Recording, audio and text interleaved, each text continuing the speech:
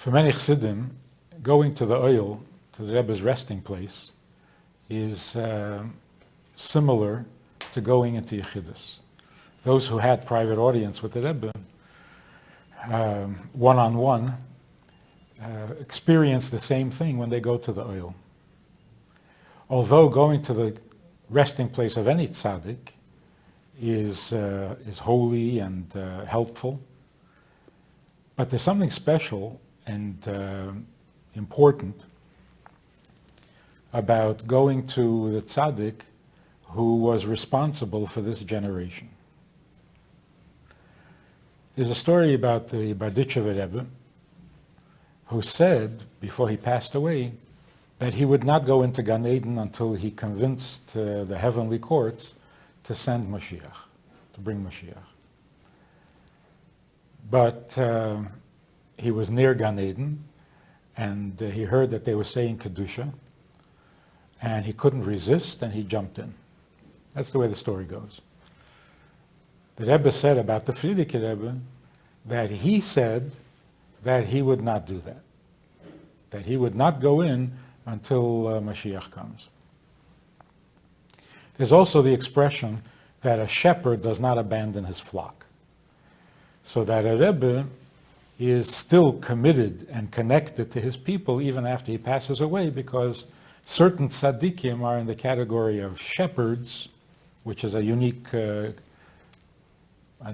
role even among tzaddikim, that a shepherd, that kind of a tzaddik, that kind of a nasi, that kind of a leader, doesn't abandon his flock ever. There's also, of course, the statement of the Zohar that when a tzaddik passes away, he is more present or more available in this world than before. So what does all this mean? Gan Eden is not a place, it's a condition. It's a state of being, which means it's a pleasure. The neshama experiences a certain kind of pleasure. And pleasure is almost synonymous with life. So there's life in this world, and there's life in the world, in heaven, in the world to come. That means that there's a pleasure of the physical existence, and there's a pleasure in soul existence, neshama existence, which is Gan Eden. To go from this world to the next world, you have to go through a very intense transformation. And only those who can distance themselves from the memory of the pleasure of this world can really appreciate the pleasures of the next world. So there's a transition where you have to erase the old tapes in order to appreciate the new tapes. In fact, even going from one Gan Eden to another, which are just degrees of pleasure, you have to go through another cleansing process to remove whatever trace of memory of that original pleasure of this world in order to fully appreciate the pleasures of heaven, of Gan Eden. So what does it mean that the Berditchever said that he won't go into Gan Eden? It's not a place you go into. He meant, I will refuse the pleasures of the world of heaven and remain committed to what's happening here on earth. There's also a story, I don't know exactly who it's said about, that people came to his resting place, to his kever, and cried about problems, pogroms, whatever. And they were told later, somebody was told in a dream from this tzaddik who was buried there, that they can't ask him about these things anymore because he can't relate to it. From his perspective, he sees only good. So he can't empathize with their problem because he has a completely different, which means he made the transition from the pleasures, the legitimate pleasures of this world to the pleasures of the heavenly existence. So the Berditchever said, I will refuse the pleasures of Gan Eden, of heaven, and remain committed to. But when he got close to that pleasure, it was so irresistible, it was so compelling, that he couldn't resist. A shepherd is a different kind of a tzaddik, a different kind of a leader.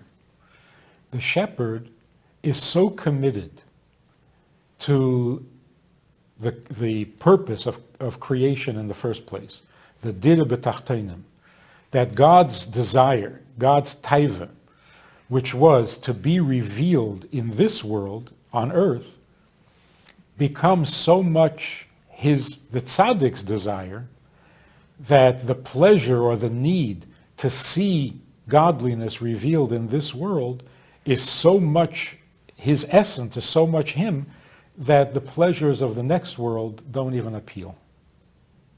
They can't compete. So if you're completely committed, thoroughly committed to what God's plan was, to his taiva, is also your taiva. So just as God doesn't enjoy heaven more than he enjoys earth, but finds earth more fulfilling, more satisfying, the same is true with the tzaddik, that the pleasures, whatever they are, of heaven, which we can't even imagine, whatever they are, they don't compete with the pleasure of seeing godliness revealed on earth, of a dir b'tachtenim. So every step, every improvement of the dir b'tachtenim is a greater, much greater pleasure than whatever pleasure heaven has to offer. And so when the Frierdiker Rebbe said he's not going to go, it doesn't mean he's not going to travel, he's not going to cross the border. It means he's not interested. His commitment to dir b'tachtenim is so complete and so deep that the pleasures of Olam Haba, of Gan Eden, can't compete.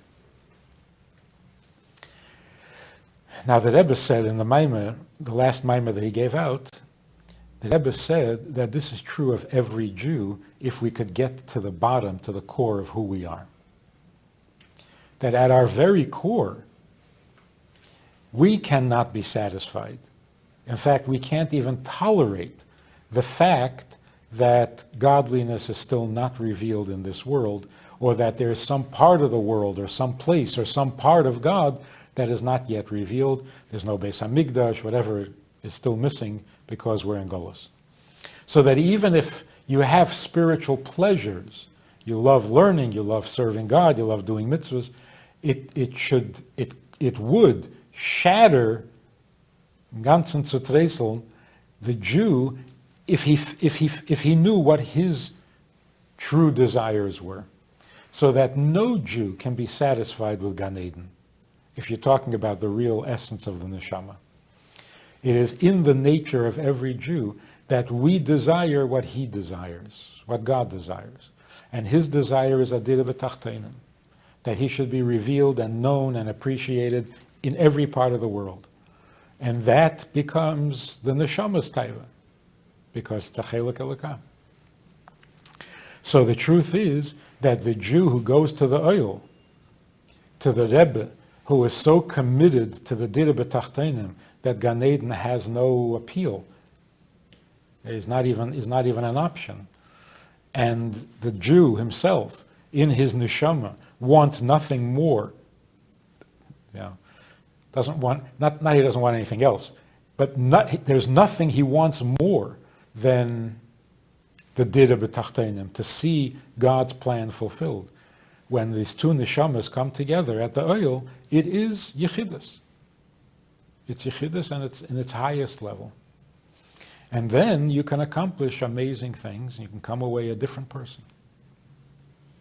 So, although it's great to go to the resting place of any tzaddik, of ancient tzaddikim, but the tzaddik of this generation, who still feels responsible for you and for the condition of the world, and his greatest pleasure is to see you succeed in making a dir b'tachtenim, that connection, that conversation is much more personal, much more immediate and relevant than with any other tzaddik.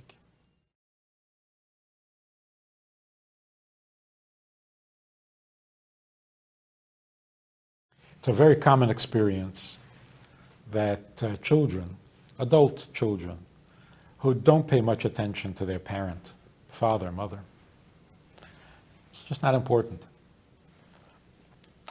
When the parent passes away, all of a sudden, what would he have wanted becomes very significant.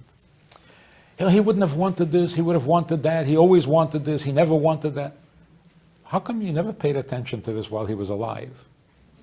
But when he passes away, all of a sudden, what he stood for and what he represented and what he meant and what he wanted becomes the most important, most significant thing. In that sense, when we have a person who's alive, there are many things we notice or don't notice about the person. Not necessarily his core, not necessarily his essence. When a person passes away and the physical stuff is removed, then what's left in our connection, in our relationship, in our bond is the real substance. And that's why the focus becomes, what was he about? What did he stand for? What did he represent? What did he believe in? What was he committed to? And so you say, whatever he wanted to accomplish, I'll finish it for him. I'll pick up where he left off. Why didn't you do this while he was alive? So it could be, while he was alive, he was doing it. Like, fine, you're doing it, do it. So a connection between two people, when they're physical, is not the purest. There are things that separate you, there are things that get in the way, there are things you don't agree on. When a person passes away, things become clear. And you can only see the core issues. To be connected to the Rebbe means, in essence, what did he stand for? What did he want? I want the same thing. What was his goal? What was he trying to achieve? I want to further that. I want to participate in that. I want to be part of that.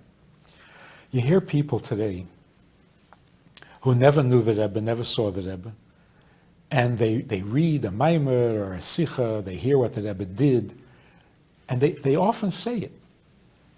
I regret I never saw him. I could have. I was in New York. I could have. A certain year I was there. I could have. I didn't. I never got to see him. And they regret it. They feel terrible that they missed the opportunity. So on the one hand, you feel bad for them. Yeah, you could have seen. You could have gotten $1. On the other hand, you feel a little envious. They never saw the Rebbe, and look how they feel. Look how they're reacting. Because they knew what he stood for. They knew what he meant. They knew what he wanted. They knew what he accomplished. And they fell in love with it. So it is enviable that they got right to the core. They got right to the essence. They got right to the substance of it. So I always love this story. I heard it from somebody who knew the Rogachover. He says the Rogachover would sit and learn, and his favorite, of course, was the Rambam. And he would sit and learn Rambam, and he would, dig deep to see the deeper meaning of what the Rambam was alluding to, and so on. And when he would get it, and it was really like an exciting insight, and he would say, the Rogachover would say to the Rambam, he would say, "Oy Rebbe, lang sollst du leben." Like, you should live long and be well. And this was, of course, long after the Rambam had passed away. That kind of a personal love affair that comes from a meeting of minds. That is the most respectable kind of love, the most perfect kind of love. It's like, wow, you knew that? You said that? It is the deepest connection that two people can actually have. So learning what the Rebbe says, joining the Rebbe's projects, participating in his objective, that is a very real, maybe the most real bonding or connection that two people can have. So in today's world, when you're inspired by the Rebbe's objectives, he wanted to change the world. that excites you, that inspires you, then you made a connection. He wanted to bring godliness to every corner of the world. That inspires you, you have a connection. He wanted to reach every Jew. There was no Jew he wasn't interested in. That inspires you, that's a real connection. So if you do that, you participate, you study, you learn, you appreciate his thinking and his opinion, and then you follow it up by a visit to the Ohel, this is godliness and holiness in the tangible, real world. And that does continue the project and complete the mission. That is revealing godliness in this world. And there are people who appreciate this, who are not Hasidim, who never studied Hasidus, but godliness is real, holiness is real. The question is, where do you find it? And when they see it, they recognize it. There are some people who are so dull that even when they see it, they don't recognize it. So they really have to be re-educated, they have to be reintroduced to a reality that is more real than the tangible, than the physical.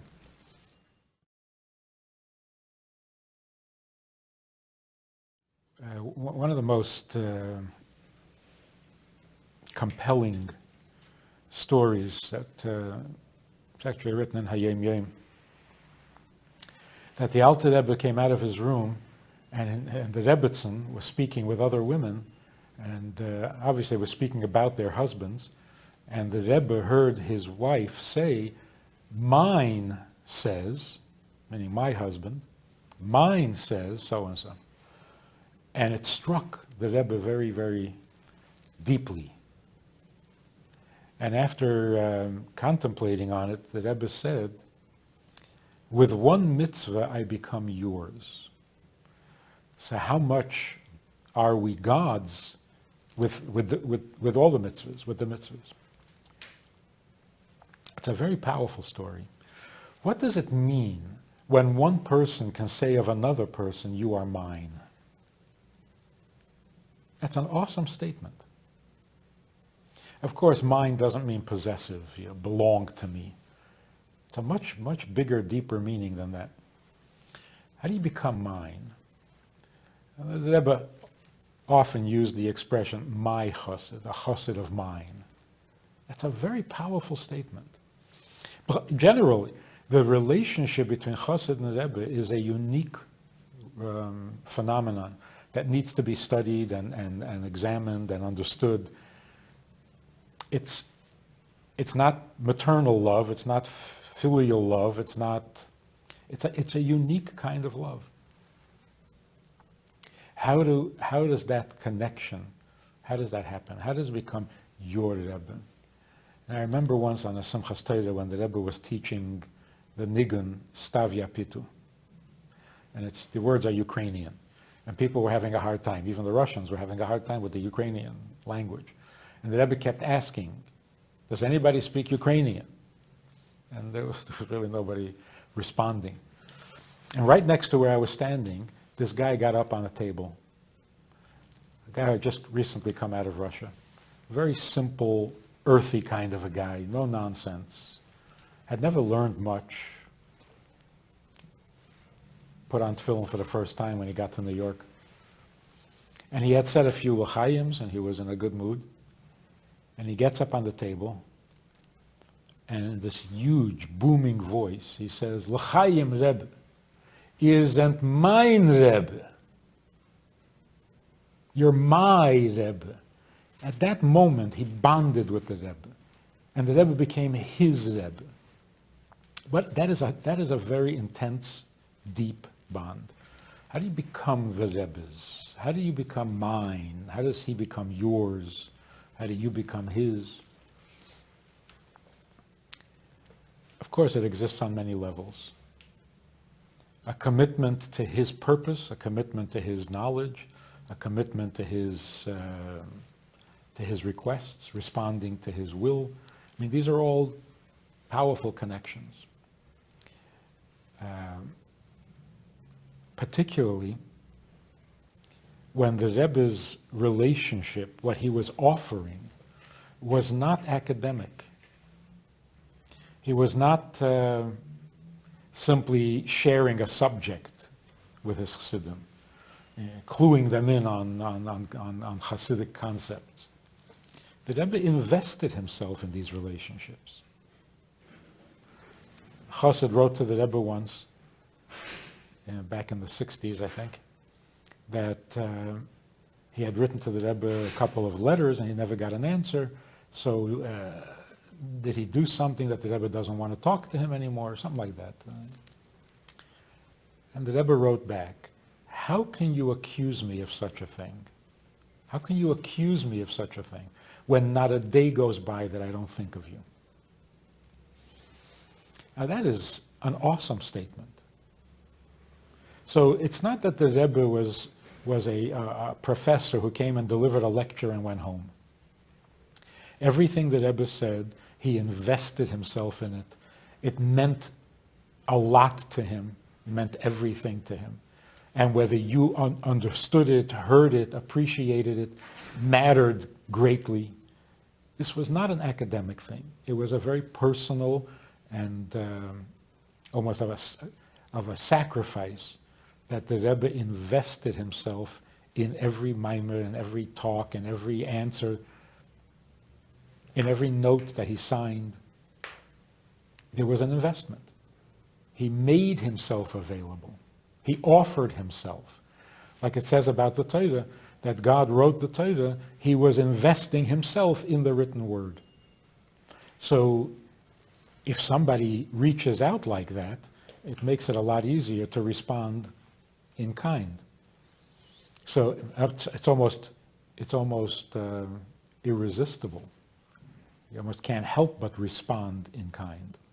And that's why the people who came to see the Rebbe will most often say they felt that his entire attention and his entire world focused on this person, on me. And that's exhausting. So this doesn't happen by itself. It doesn't happen accidentally. This was the Rebbe's commitment, that he makes himself available. He is there in his answers, in his words, in his responses, in his look, which is another thing people always commented on, that look. So if the Rebbe makes himself so available in his teachings, in his projects, and so on, like, it's not my job to make God known in the world, it's our job. He made you feel like you're his, and he is yours. So the connection that comes from learning the Rebbe's teachings and doing the Rebbe's projects is not merely a shared project or a shared activity.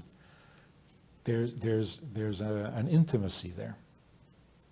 There's a very personal, subjective bond that a chassid could actually say, I'm yours, you're mine.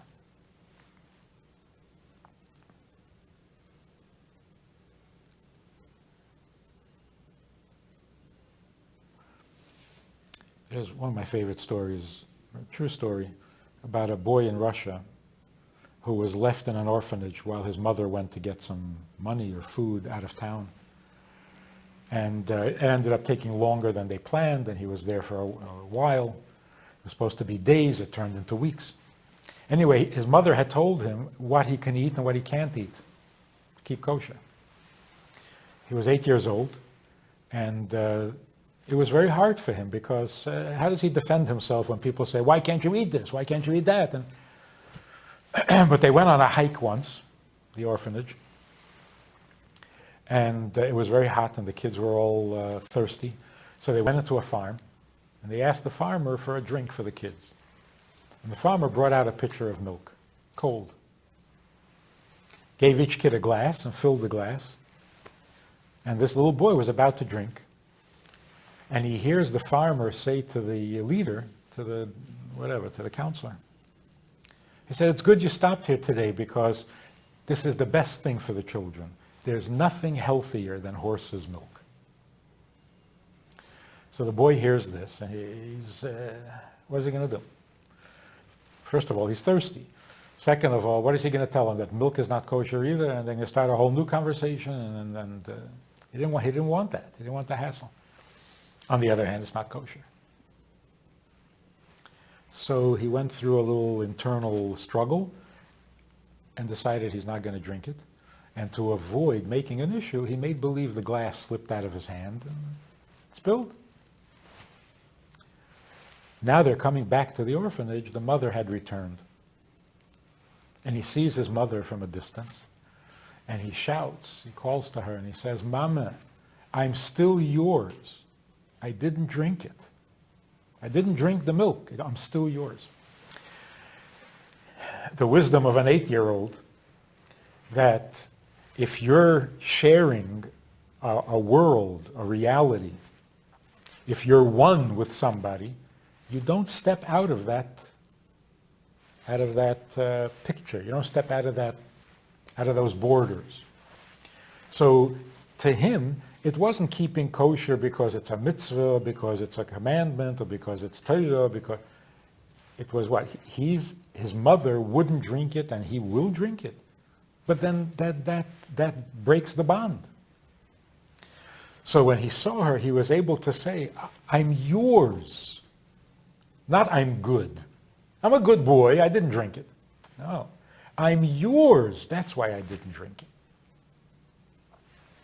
It's not impossible, and it's not even difficult for a person today to say to the Rebbe, "I'm still yours." If he was a chassid before, he can say, "I'm still yours." And somebody who wasn't a chassid before can say, I want to be yours.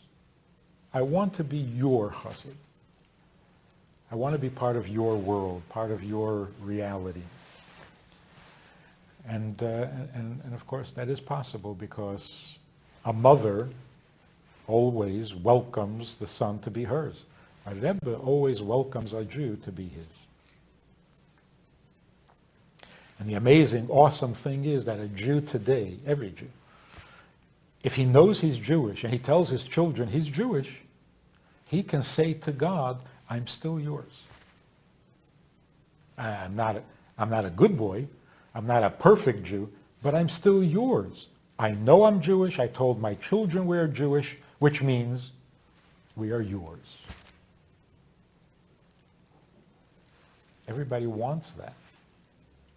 The sense of belonging, the sense of connectedness, the sense of purpose, the sense of significance to your life. Everybody's looking for this. And the Rebbe makes it available. God provides tzadikim and shepherds to make that possible, and that's what we need to do.